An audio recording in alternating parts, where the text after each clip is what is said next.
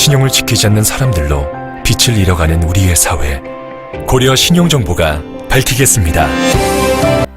조금 전에 나간 동영상은 고려 신용정보의 오프닝 곡들입니다. 그게 뭐냐면 영상과 그런 것들은 한 20년 좀 넘었을 겁니다. 그게 이제 우리나라 YTN, 지금 이제 방송되는 유명 뉴스 프로그램이죠. YTN. 그곳에 계속하여 광고가 나가던 중에 있는 광고입니다. 그 광고는 이제 테레비 광고고, 지금 저희들은 이제 고려 신용정보 이렇게 인터넷 사이트에 이렇게 잘 보실 수 있게 이거를 이제 인터넷에 나와 있습니다. 한번 볼까요, 우리가? 자, 신용사의 지킴이 고려 신용정보. 인터넷 위에 치시면 바로 밑에 이걸 보시면 상세하게 나와 있습니다. 자, 한번 들어가니까 뭐가 나옵니까? 이게 고려 신용정보 사칭 취업 사기, 보이스피싱 주의 뭐 이렇게 되어 있습니다. 잘 아시겠지만 이렇게 당하는 분들도 있어요. 그게 뭐냐? 우리 고려 신용정보가 이제 인지도가 높기 때문에 여기에서 우리가 이제 채권 추심을 이제 접수를 한다든지, 그러니까 뭐 고려 신용정보에서 직원도 아닌데 사칭을 해서 채권 추심 업무를 한다든지 이런 범죄자들이 많이 있습니다. 그래서 이런 걸 주의하시라는 내용이고요. 그 다음에 고려 신용정보 클린센터 이런 것들은 이제 이렇게 있습니다. 고려 클린센터 최대한 신속하고 공정하게 전문 소비자 보호 3당자와 처리해드리겠습니다. 다 이런 건 소비자들에게 다 좋은, 그러니까 고객분들에게 좋은 다 이 내용입니다. 이렇게 전화번호가 있지만은 꼭 여기다 하시지 않더라도 이거는 차후의 얘기고요. 이런 인터넷이나 유튜브나 이런 데서 고려 신용정보를 광고하는 사람들은 다 직원입니다. 직원이 아닌 사람은 할 수도 없고요. 그래서 그분들의 전화번호가 있으면 그걸로 전화하면 다 처리가 되는 겁니다. 본사에 처리가 되는 거니까 걱정하지 마시고요.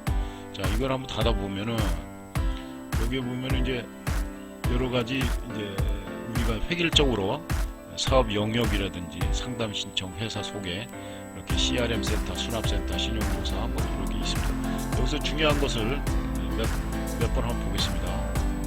자, 고려 신용정보 소개가 있죠. 1991년 민간업체 최초로 이렇게 쭉쭉쭉 있습니다. 리딩 컴퍼니로서 확고한 자리매김을 해왔습니다 라고 되어 있고요. 고객과의 신뢰를 바탕으로 함께 성장하는 기업이다. 사실 말로도 이렇게 하면은 책임을 많이 지고 있죠. 변화와 도전을 추구하는 기업. 자, 이렇게 해서 고려심 연역이 있고요. 채권 추심, 신용조사, 민원대행 뭐 이렇게 되어 있고요. 자, 그다음에 뭐 이거 중요합니다. CEO. 우리 CEO는 이제 젊은 분이신데 이거 한번 보시면 되겠고, 조직도도 이것도 괜찮습니다. 조직도 이런 거 보셔도. 전국의 유명 저희들이 하는 업무가 미수금 관리고 또 인력 송출도 하고 뭐 여러 가지 합니다.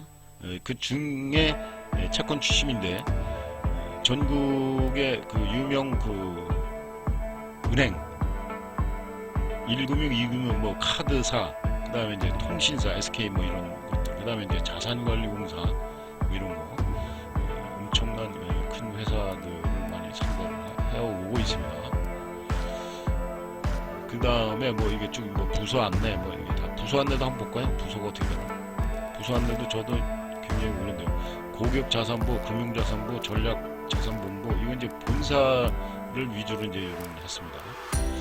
이건 어차피 접수가 되면 본사에서 할 일 하니까 우리의 광고하는 직원들한테 연락하십니다. 자, 여기서 사업 영역, 채권 추심, CRM 센터, 금융서비스, 자산관리, 해외채권. 여기서 해외채권 한번 볼까요? 해외채권 자문관리 이렇게 되어 있습니다. 자, 전세계 70개국의 추심 네트워크를 확보하고 있어요. 저희가 일부 분쟁 국가는 제외하고 있고요. 해외 업체와 수출, 미수대금 문제가 발생하면 즉시 이제 상담하시는 얘기입니다. 특히 이제 유명한 아트라디우스 및 변호사를 직접 외국의 변호사와 직접 이제 커넥이 돼 있기 때문에 하면 되고, 구비 서류 같은 거는 뭐 이게 무역하시는 분들은 다 알잖아요. 퍼처스, 프로포마, 인더시트 이런 것들이 있습니다. 커러스펀던스, 클라이언트 히스토리 이런 것들이 있습니다. 이렇게 해서 해주면 되고, 또 이제 주식회사이기 때문에 또 고객분들은 관심이 있으신 분들이 있어요. 그래서 시세 종합 이렇게 보면은 고려신용 뭐 종목 코드 있고요. 상장회사이기 때문에 이제 이렇게 다 보실 수가 있습니다. 요거는 이제 관심 있을 때 돈을 만약에 잘 받아줬다 그러면 주식을 하나 사세요. 그러시면 되고, 이런 식으로 이제 이렇게 돼 있고, 그 다음에 여기 복지제도, 인사제도 이런 것들은 보면은 이제 채권 주심을 이제 하시고 싶으신 분들, 고려신용정보 전문 직원이 되시고 싶으신 분들은 이렇게 하시면 되고, 오늘 제가 이걸 보여드리는 거는 옛날에 그 법보다 주먹이 빠를 때는 돈을 받기 쉬웠어요. 사실은 압박을 해서 수위가 높아지면 높아질수록 그 사람은 뭐 운신의 폭이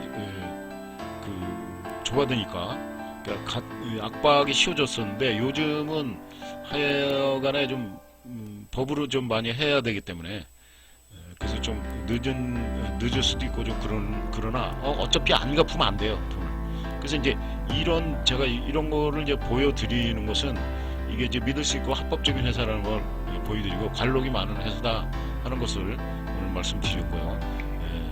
바로 뒤에는 이어서 돈을 잘 받아낼 수 있고 어떻게 하면 어려움이 없이 진행이 될 수 있는가에 대해서 설명을 드리는 부분입니다. 끝까지 시청해 주시면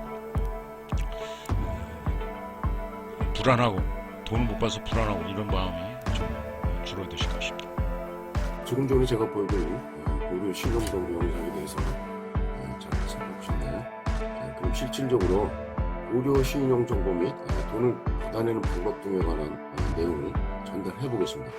제가 얼마 전에 어느 책에서 읽은 기억이 나는 그것은 상대방으로부터 좋지 않은 말을 들었을 때 감정적으로 대하게 되는 것은 본인은 끊임없는 고통을 받을 것이다 라는 느낌과 생각이 납니다. 이런 이야기는 우리들 주변에서 어떤 문제가 발생이 되면 절대로 감정에 휘말리지 말라는 그런 뜻이 되겠습니다.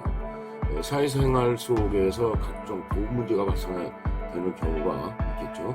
그런데 생각대로 법대로 하라라든지 째려라든지 이런 말을 듣는 경우가 흔히 있습니다. 이럴 때 잘못 감정 처리를 하시다가는 오히려 돈을 받아내는 데 있어서 어려운 상황이 될 수 있다는 것입니다. 반드시 상대의 심리를 잘 이용을 하셔야 안전하고 원만하게 처리를 할 수가 있습니다. 그래서 오늘은 개인 간에 주고받고 이런 돈거래를 하는 그런 민사채권 등은 다음 편에 설명을 드리겠고요.